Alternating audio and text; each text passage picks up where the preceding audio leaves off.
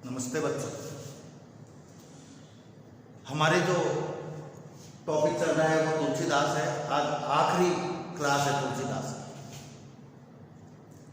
लक्ष्मण परशुराम संवाद चल रहा है अपने, जिसका बिल्कुल अंतिम भाग है साहब।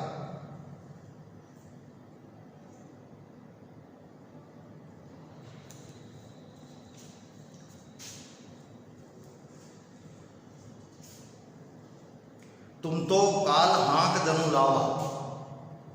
लक्ष्मण कह रहे हैं कि हे परशुराम जी, आपको देखकर ऐसा लग रहा है, ऐसा महसूस हो रहा है कि जैसे आप तो काल को हाँक कर लाए हो। हाँकना, हाँका जाता है गाय को, बैल को, पशुओं को, भैंस को, इनको हाँका जाता है, आवाज लगाकर इनको आगे बढ़ाया जाता है, भगाया जाता है। तो आप तो मेरे लिए काल को, मृत्यु को हाँक कर लाए हो। बार बार मोहि लागे बुलावा, और उसको बार बार मेरे लिए बुला रहे हो, मेरा आह्वान कर रहे हो, बार बार मेरे लिए उसको बुला रहे हो। सुनत लखन के वचन कठोरा, लक्ष्मण जी के कठोर वचन सुनकर परस सुधारी धरेव कर घोरा, यानी परशुराम जी ने परस सुधार करई धरेव कर घोरा, यानी धरेव धारण कर रखा था, कर यानी हाथ में जो भयंकर कुल्हाड़ा था उसको संभाल लिया। अब जनी देई दोष मोहि लोगु, जनी यानी नहीं या मत, हे लोगों अब आप मेरे को दोष मत देना। परशुराम जी कह रहे हैं कि ये इतनी कठोर, इतनी कड़वी बातें कर रहा है, अब आप मेरे को बिल्कुल भी दोष, लेश मात्र भी दोष मत देना। कटुबादी बालक बद जोगु, ये जो बालक है ये कटुबादी है, बहुत कड़वा बोलता है। ये जो बालक है ये कटुवादी है, बहुत कड़वा बोलता है। कटु यानी कड़वा, बादी यानी बोलने वाला, बद जोगु, और ये बद के योग्य है, मारने योग्य है। बाल विलोक बहुत में बांचा, बांचा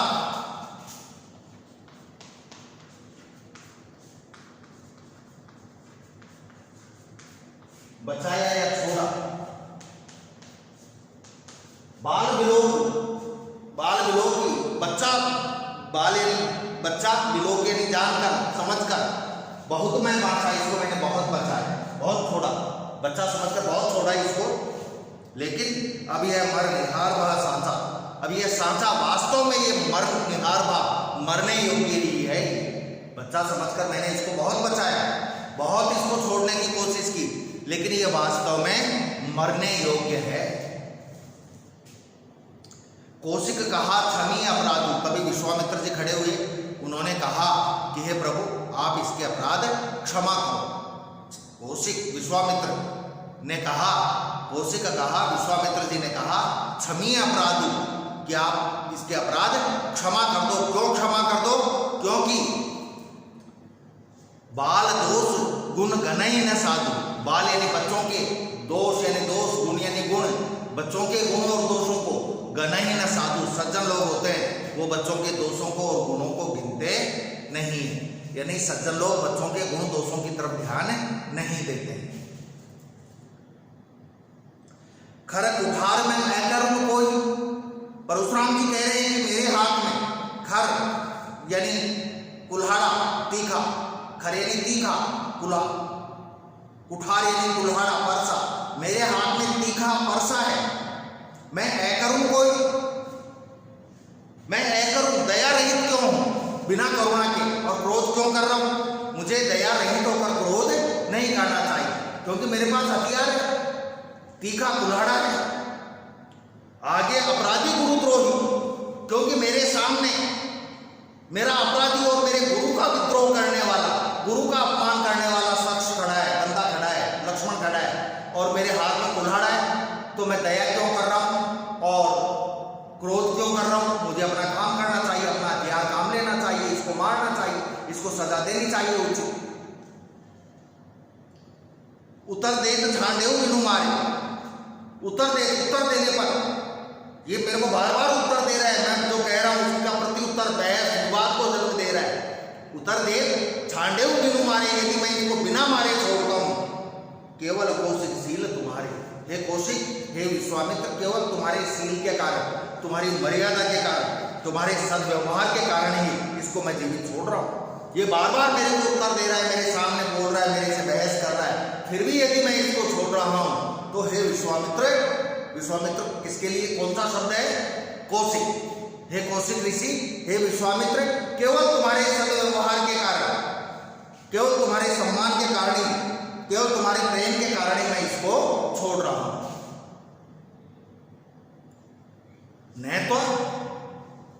न तय नहीं तो यही काट कुठार कठोरे, यही काट इसको काट देता, कठोर कुठारे, मैं अपने कठोर कुल्हाड़े से अब तक इसको काट चुका होता। क्यों नहीं काटा? केवल तुम्हारे प्रेम और सद्व्यवहार के कारण। गुरु ही ऋण होते हूं श्रम थोड़े, और मैं थोड़े से परिश्रम से गुरु के ऋण से मुक्त हो जाता।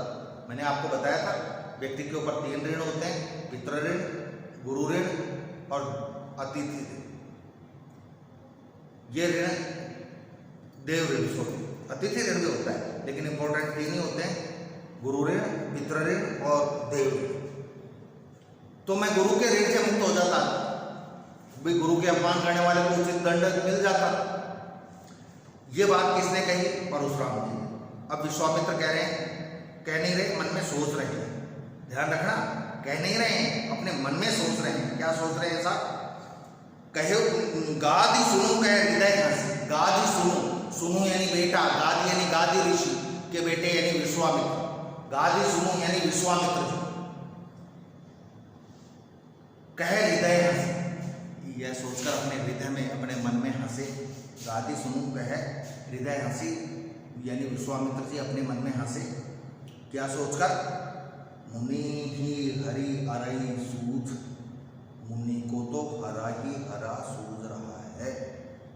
मुनि ही हरि अरई सूझ, मुनि को तो हरा ही हरा सूझ रहा है। कहावत है, सावन के अंधे को हरा ही हरा दिखता है। जो व्यक्ति सही हो और सावन के महीने में अंधा हो जाए, सावन गया है तो सावन में अंधा होगा, सावन में तो हरियाली होती है, जिधर देखेगा उधर हरियाली। सावन के महीने तो सावन में अंधा होगा तो उसको ये लगेगा बाद में भी, सर्दी गर्मी में भी, कि यार चारों तरफ हरियाली है। मतलब ये जो गुरु का जो उनका व्यवहार रहा है, रिकॉर्ड रहा है, उसके आधार पर वो ये सोच रहे हैं कि मैंने आज से पहले कई राजाओं को मारा है, हजारों लाखों राजाओं का वध किया है, क्षत्रियों का, तो अभी भी कर दूंगा। ये नहीं सोच रहे कि इनके सामने ये दोनों राम और लक्ष्मण हैं कौन? ये साक्षात परमात्मा के स्वरूप है। अयमे खांड न ऊख में, अयमे खांड 2 शब्द हैं।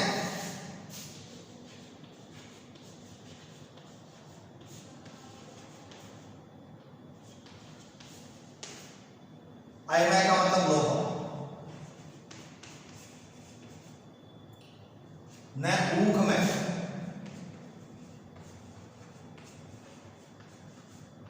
ऊख में का मतलब गन्ना। गन्ने से क्या बनता है? शक्कर।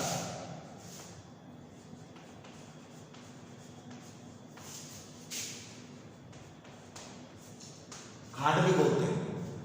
ये अयमय खांड, खांड का मतलब ले लेंगे भाव से खांडा, एक हथियार होता है।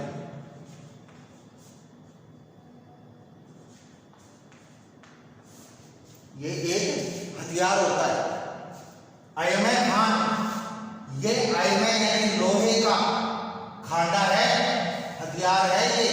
ये दोनों हैं, ये लोहे के खांडे हैं। न कि ऊख में खांड, न कि गन्ने से बनी हुई शक्कर जिसको हर कोई खा जाएगा। ये लोहे से बने हुए खांडे की तरह हैं, मजबूत, इनसे टक्कर कोई नहीं ले सकता। ये ऐसा नहीं है कि साहब गन्ने से बनी शक्कर की तरह है, जो चाहेगा कोई आएगा और इनको खा जाएगा, इनका भक्षण कर लेगा। मतलब ये कठोर और मजबूत है। कौन? राम लक्ष्मण। अजब न भूज अबूझ, और ये अजब अभी भी न भूज अबूझ, जानकर भी ये अनजान हो रहे हैं। भूज यानी जानकर, अबूझ यानी अनजान। ये जानकर भी अनजान हो रहे हैं कि ये साधारण राजाओं की तरह नहीं है जिनको ये मार देंगे, नुकसान पहुंचा देंगे। ये किसकी तरह है? लोहे के खांडे की तरह नहीं है ये।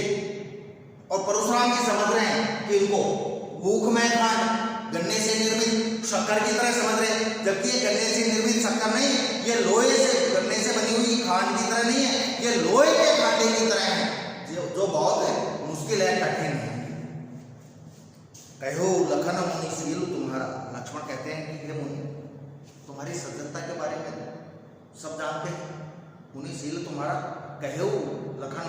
लक्ष्मण ने कहा, मुनि शील तुम्हारे हैं, मुनि आपकी सज्जनता के बारे में तो को नहीं जान विदित सकल संसार।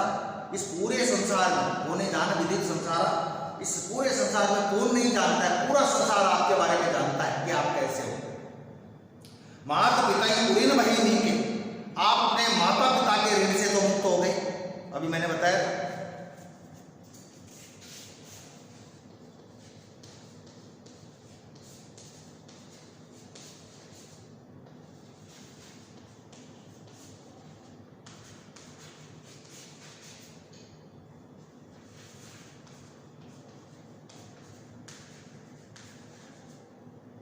ये 3 ऋण होते हैं कि आप अपने पितृ ऋण से तो मुक्त हो चुके। पितृ ऋण से मुक्त कैसे हुआ जाता है कि पिता ने एक पुत्र को पैदा किया, जन्म दिया और बेटा विवाहित होने पर एक पुत्र को जन्म दे, तब वो पितृ ऋण से मुक्त हो सकता है, अन्यथा नहीं।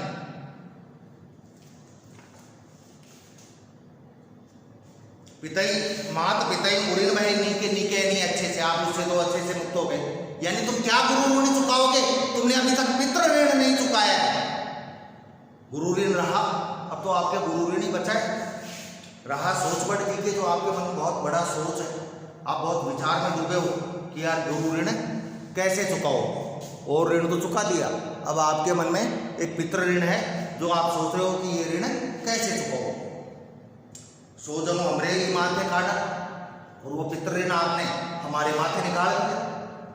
वो सो जनो हमरे ही माथे काटा, गुरु ऋण तुमने हमारे माथे निकाल दिया, हमारे माथे मंड दिया वो दोष कि साहब हमको मारकर गुरु ऋण चुकाओगे। दिए दिन चली गई ब्याज बढ़वाड़ा, गुरु ऋण हमारे ऊपर है, दिन चली गई, कई दिन बीत गए, आप ब्याज बढ़वाड़ा और ब्याज भी बढ़ जाएगा तुम्हारे ऋण का। भाई जैसे हम किसी से पैसा लेते हैं, पैसा समय पर नहीं चुकाएंगे तो फिर वो ब्याज बढ़ता जाएगा, तो वो गुरु ऋण हमारे माथे निकाल दिया, कई दिन हो गए, लंबा समय हो गया, अब तो ब्याज भी बढ़ गया होगा तुम्हारे ऋण का। अब आनीय व्यवहारिया बोली, इसलिए अब आनीय व्यवहारिया बोली, इसलिए आनीय लेकर आओ व्यवहारिया। व्यवहारिया का मतलब हिसाब किताब करने वाला। अब हिसाब किताब करने वाले किसी सेठ को, बनिए को बुलाओ, क्योंकि बढ़िया हिसाब किताब करने में निपुण होते हैं, एक्सपर्ट होते हैं। अब किसी व्यवहारिया को, किसी बढ़िया को बुलाओ और तुरंत देऊं मैं थैली खोलूं, वो हिसाब किताब बता देगा, जो भी आपका कर्जा है, ऋण है, मैं थैली खोलकर तुरंत दे दूंगा, आपका हिसाब बराबर। मतलब फिर चिढ़ाने वाली बात। सुनी कटु वचन लखन, सुनी कटु वचन कुठार सुधारा। लक्ष्मण के कठोर वचन सुनकर परशुराम जी ने एक बार फिर अपना कुठार सुधारा संभाला। हाय हाय सब सभा पुकारा, पूरी सभा हाय हाय पुकारने लगे। हाय हाय ये अंग्रेजों वाला हाय नहीं, हाय हिंदुस्तान में दुख का भाव है। पूरी सभा दुखी हो गई कि अब तो लक्ष्मण गया काम से, क्योंकि लोग परशुराम जी को जानते थे। सुनी कटु वचन कुठार सुधारा, हाय हाय सब सभा पुकारा। भृगुवर परम परसु देखावा मोही, विप्र विचारी बचऊ नृपद्रोही। ये परशुराम जी लक्ष्मण कह रहे हैं, आप बार बार मेरे को परसु दिखाओ मोही, मेरे को बार बार कुल्हाड़ा दिखा रहे हो। आप लक्ष्मण कह रहे हैं कि परशुराम जी आप बार बार मेरे को कुल्हाड़ा परसा दिखा रहे हो, मैं कुछ क्यों नहीं कह रहा तुमको। विप्र विचारी बचऊ नृपद्रोही, हे नृपद्रोही, हे राजाओं का विद्रोह करने वाले राजाओं का वध करने वाले, केवल मैं आपको विप्र समझकर बचा रहा हूं, छोड़ रहा हूं, नहीं तब आपका काम तमाम कर देता मैं, केवल ब्राह्मण समझकर आपको छोड़ रहा हूं। मिले न कबहू सुबह रण घाटे, आपने क्षत्रियों को मारा, सही है, क्यों मार दिया, कैसे मार दिया। आपको कभी दिग्गज योद्धा, सुबह बलवान योद्धा मैदान में नहीं मिले, रण में युद्ध में नहीं मिले। द्विज देवता घरई के बाटे, और ये भी युद्ध करना ब्राह्मणों का काम नहीं है।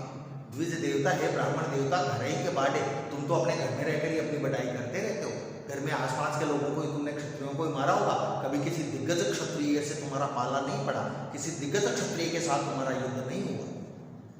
अनुचित कही सब लोग पुकारे। पूरी सभा में जो लोग थे वो क्या कहकर पुकारने लगे कि भाई गलत है, अनुचित है। पूरी सभा के लोग ये कहकर पुकारने लगे कि इतना नहीं बोलना चाहिए लक्ष्मण को। रघुपति सैने ही लखनऊ निवारे, रघुपति भगवान राम सैने ही इशारे से लखन नेवारे, लक्ष्मण को नेवारे मना किया। लक्ष्मण को रघुपति ने, भगवान राम ने इशारे से चुप रहने का संकेत किया कि शांत रहे, मत बोल। अब जो अगला है 2 लाइनें अंतिम इस चैप्टर की, वो बड़े ध्यान से समझना। लखन उत्तर आहुति सरिस, लक्ष्मण का जो उत्तर था वो तो आहुति के समान।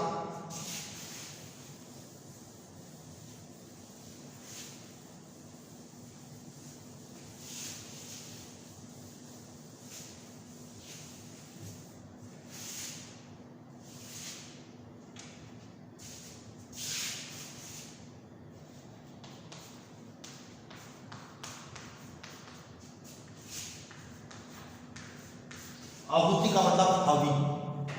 हवि क्या होती है? आपने देखा होगा हवन होता है, तो हवन में जो सामग्री डालते हैं उसको हवि कहा जाता है। आहुति कुछ डालकर, हवन में जो सामग्री डालकर बोला जाता है स्वाहा, उसको हवि कहा जाता है, जो डालते हैं जो पदार्थ। लक्ष्मण का जो उत्तर था वो तो आहुति के समान था, सरिसे के समान। भृगुवर कोप कृशान, और भृगुवर का जो कोप था, भृगुवर परशुराम जी का जो क्रोध था वो कृशान।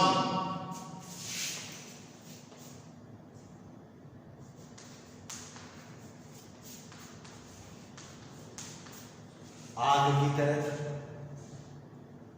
इस लाइन को समझो। जैसे हवन होता है, हवन में सामग्री डाली जाती है, घी डाला जाता है तो वो आग ज्यादा बढ़ती है, ज्यादा भड़कती है। वैसे ही लक्ष्मण के जो उत्तर थे वो किसके समान थे? हवि के समान। और परशुराम जी का क्रोध आग के समान था। आग में जब हवि बढ़ेगी तो आग क्या होगा? बढ़ेगी, भड़केगी। दोनों बातें समझ में आ गई? बढ़त देख उस आग को, क्रोध रूपी आग को, लक्ष्मण के वचनों से क्रोध रूपी आग को बढ़त देख, बढ़ती देखकर जल सम वचन बोले रघुकुल भानु। जल के समान जो वचन है, रघुकुल भानु, भगवान श्री राम, सूर्यवंशी जो श्री राम है, रघुकुल सूर्यवंशी, भानु सूर्य, रघुवंशी जो सूर्य है भगवान राम, वो बोले वचन कैसे? जल सम, जल के समान वचन बोले। यानी यदि आग में जल डाल दिया जाए क्या होगा? आग शांत हो जाएगी, बुझ जाएगी। वैसे उस क्रोध को शांत करने वाले वचन श्री राम बोले।